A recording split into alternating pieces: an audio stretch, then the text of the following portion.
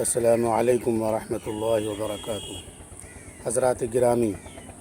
میں آپ کے سامنے ابراہیم بن ادہم جو بلخ کے بادشاہ تھے ان کا ایک مشہور واقعہ سنانا چاہتا ہوں۔ اس واقعے سے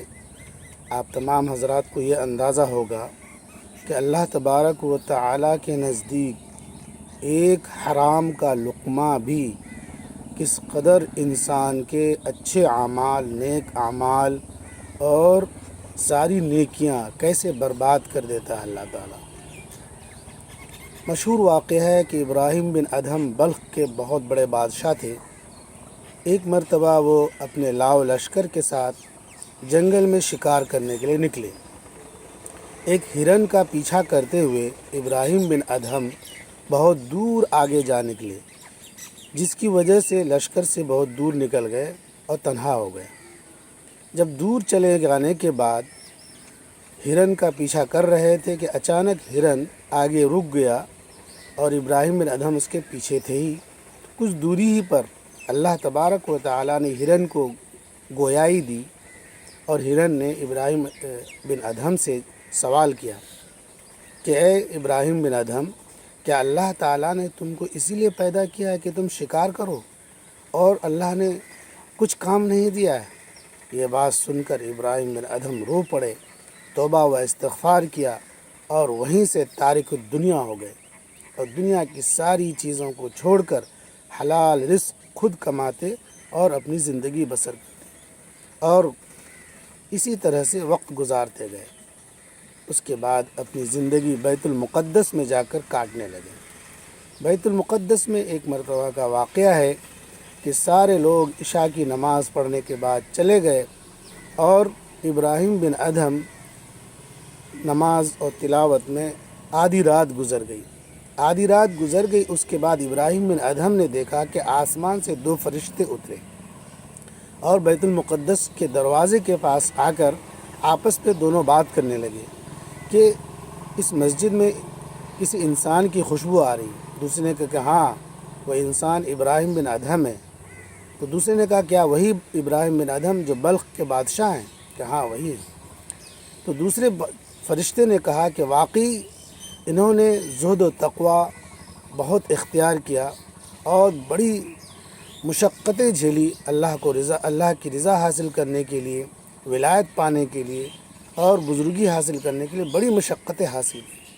دوسرے فرشتے نے کہا کہ ہاں واقعتاً انہوں نے بڑی مشقتیں، مصیبتیں، پریشانیاں جھیلی ہیں اور ولایت کا درجہ پا چکے تھے، لیکن ایک کھجور کے کھانے کی وجہ سے اللہ تبارک و تعالیٰ نے اس کے ولایت کو چھین لیا اور وہ کھجور اس وقت کھایا تھا جب ایک دن بازار میں انہوں نے کھجور خریدا اور کھجور کھانے کے بعد جب واپس آ رہے تھے تو ایک کھجور کا دانہ نیچے زمین پہ گرا ہوا دیکھا۔ تو انہوں نے سوچا کہ میرے تھیلے سے یہ کھجور گرا ہے، لہذا اس کو اٹھایا اور اس کو صاف کر کے کھا لیا۔ حالانکہ وہ کھجور ان کے تھیلے سے نہیں بلکہ اس کھجور والے کا گرا ہوا تھا، جس کی وجہ سے ان کی ولایت کو اللہ تعالیٰ نے چھین لیا۔ یہ بات جیسی ابراہیم بن ادہم نے سنا، فوراً اسی وقت، رات کا وقت تھا، اسی وقت مسجد سے روتے ہوئے، استغفار کرتے ہوئے، معافی مانگتے وہاں سے نکل گئے اور دمشق کے بازار میں جا کر دوسرے دن کھجور خریدا اور کھجور خریدنے کے بعد اس کھجور والے کو تلاش کرتے کرتے وہاں پہنچے اور وہاں جا کر کے ان کو کھجور دیا اور سارا ماجرا سنایا کہ جس کی وجہ سے میں یہاں پر تم کو کھجور واپس کرنے کے لیے آیا ہوں۔ اس کھجور والے نے اس کو دل سے معاف کر دیا اور اخیر میں کہا کہ حضرت، آپ کو اس کھجور کی وجہ سے کتنی مشقتیں اٹھانی پڑی اور کتنی تکلیفیں برداشت کرنی پڑی، لہٰذا وہاں سے وہ واپس آتے ہیں، پھر بیت المقدس میں داخل ہوتے ہیں۔ اس کے بعد پھر عشاء کے بعد جب تنہائی ہوتی ہے تو 2 فرشتے آتے اور آپس میں بات کرتے ہیں اور بات کرتے کرتے ایک فرشتہ کہتا ہے کہ ہاں ابراہیم بن ادہم کو اللہ تبارک و تعالیٰ نے ولایت کے درجے کو دے دیا، عطا کر دیا اور اللہ نے اس کے گناہ کو معاف کر دیا۔ حضرات، غور کرنے کا مقام ہے کہ ایک کھجور جو زمین پر گرا ہوا تھا،